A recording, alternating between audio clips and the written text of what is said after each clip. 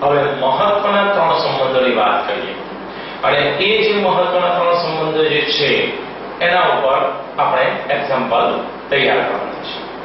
તો આપણા ત્રણ સંબંધો જે છે એમાં પહેલાનું નામ છે સ્વવાચક. નંબર 1 સ્વવાચક. સ્વવાચકની વ્યાખ્યા શું છે? જો S એ ગણ A પરનો સંબંધ હોય, S એ ગણ A પરનો સંબંધ હોય તો A belongs to S, every A belongs to capital A.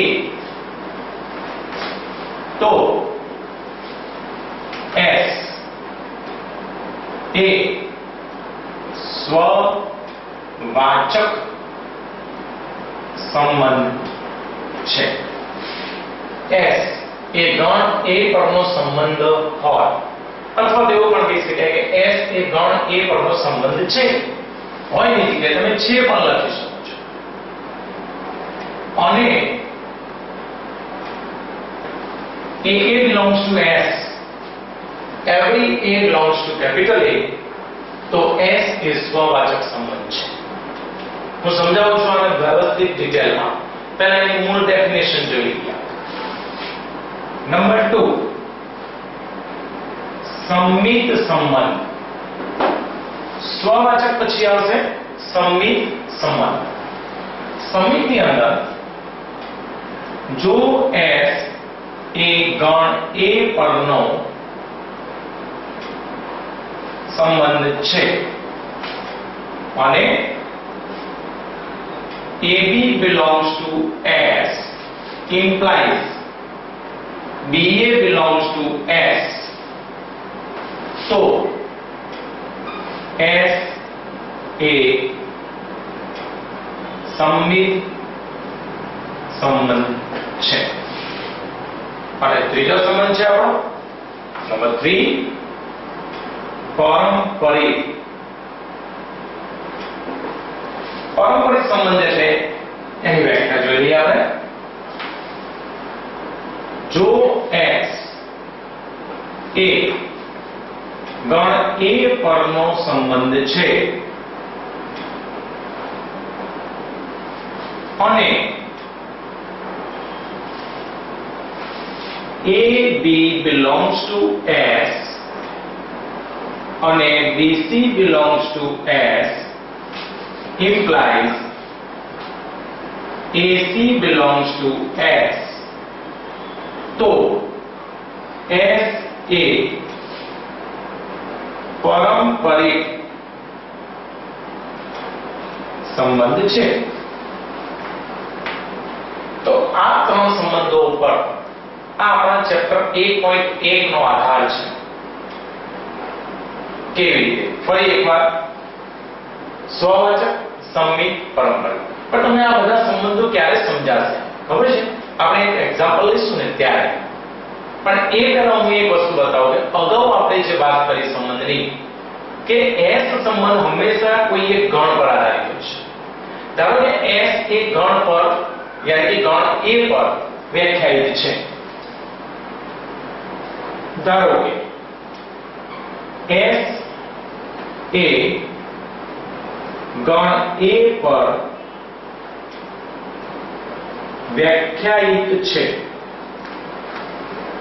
ગણના સભ્યો આપણે લઈ લઈએ 1 2 and 3.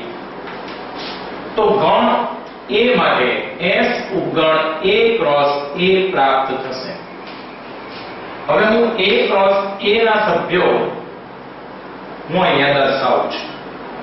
પહેલો સભ્ય છે 1 1 1 2 1 3 2 1 2 2 2 3 3 1 3 2 3 3.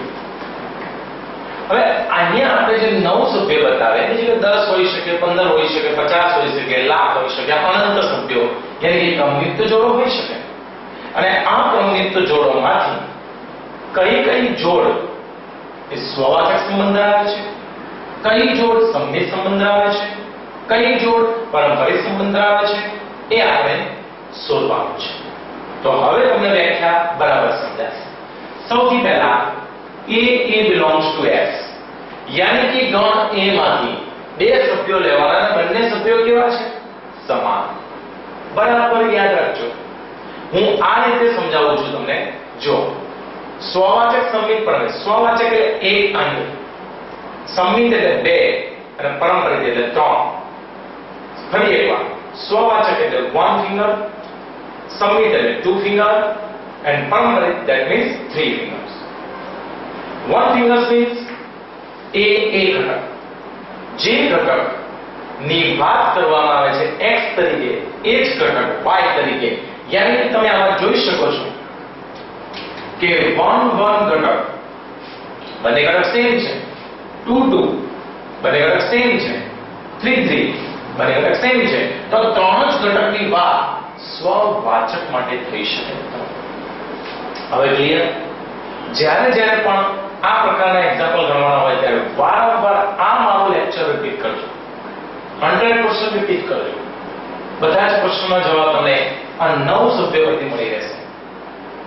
ઓકે, નેક્સ્ટ સંમિતની વાત કરીએ. સંમિતમાં જુઓ, બે ઘટકો A અને B, અહીંયા સમાન ઘટકો હતા, બે આંગળી, બે ઘટકો અલગ અલગ A અને B. તો આમાંથી જે અલગ અલગ ઘટકો તો જો 1 2 અલગ છે, 1 3 અલગ છે, 2 1 અલગ છે, 2 3 અલગ છે, 3 1 અલગ છે, 3 2 અલગ છે. તો કોઈ પણ બે ઘટકો એ આપેલા સંબંધનું પાલન કરતા હોવા જોઈએ. એ રીતે જ આમાંથી પસંદ કરવાના છે. અને એ બે ઘટકોના ઉલટા ઘટકો, AB ના ઉલટા BA, અને એ ઘટક જો આપેલા સંબંધનું પાલન કરે તો સંમિત સંબંધ. કેટલું સરળ છે સમજવામાં. બે ઘટકો ધરાવતી એક ક્રમયુક્ત જોડ આપેલા સંબંધનું પાલન કરે એ જરૂરી છે. અને એ જ ઘટકોને ઉલટા લઈ લેવામાં, 1 2 ના ઉલટા 2 1. તો 2 1 એ આપેલા સંબંધનું પાલન કરે તો સંમિત સંબંધ. ધારો કે અહીંયા એક જોડ છે આપણી પાસે 1 2, તો એની બિલકુલ ઉલટી જોડ પણ છે આપણી પાસે 2 1. આ બંને ઘટકો એ સંમિત માટે લઈ શકાય, રાઈટ? એ જ રીતે 1 3 અને એનું ઉલટું છે 3 1, તો આ પણ લઈ શકાય. અને 2 3 એનું ઉલટું છે 3 2, આ પણ લઈ શકાય. તો આ બધા જ ઘટકો સંમિત માટે કામ કરે છે, પણ જરૂરી નથી કે 1 2 એ આપેલા સંબંધનું પાલન કરે તો 2 1 પણ આપેલા સંબંધનું પાલન કરે જ જરૂરી નથી. જો ન કરે તો સંમિત સંબંધ નથી, અને જો એનું પાલન કરે તો સંમિત સંબંધ છે. તો સંમિત સંબંધ વિશે ખબર પડી ગઈ. ઓકે, નેક્સ્ટ પારંપરિક સંબંધ. અહીંયા 3 ફિંગર્સ, યાની કે સૌથી પહેલા બે ક્રમયુક્ત જોડ તમારે પસંદ કરવાની રહેશે. 1 and 2, 2 and 3 implies 1 and 3. ફરી એકવાર, 1 and 2, 2 and 3 implies 1 and 3. That is પારંપરિક સંબંધ. Okay, AB belongs to S, BC belongs to S. અહીંયા implies ની ડાબી તરફ લખેલી આ બંને જોડ એ આપેલા સંબંધનું પાલન ફરજિયાત કરતી હોવી જોઈએ તેવી જ જોડ પસંદ કરવાની. આ બંને જોડ જો આપેલા સંબંધનું પાલન કરતી હોય તો પ્રૂવ ઇટ કે AC પણ આપેલા સંબંધનું પાલન કરે છે. યસ તો પારંપરિક છે, નો તો પારંપરિક નથી. તો આવી જોડને હું પાસ પાસેની જોડ કહી શકું છું. કેમ? AB BC BB બંને સાથે આવે છે, બંને જોડમાં BB કોમન છે, એટલે આ પાસ પાસેની જોડ કહી શકાય. દાખલા તરીકે આમાંથી આપણે કોઈ પાસ પાસેની જોડ પસંદ કરવી છે, તો ધારો કે મેં એક જોડ પસંદ કરી 1 2 this, અને બીજી જોડ પસંદ કરું છું હું 2 2, તો ઇમ્પ્લાઇઝ આ જે 2 2 જે છે એ તો કોમન થઈ ગયા ફેક્ટર 1 2. જો આ 1 2 આપેલા સંબંધનું પાલન કરે તો સંબંધ પારંપરિક છે. તો આવી પાસ પાસેની જોડવામાંથી મળી રહેશે. તમે જોઈ શકો છો 2 3 3 3 અથવા 2 3 3 2.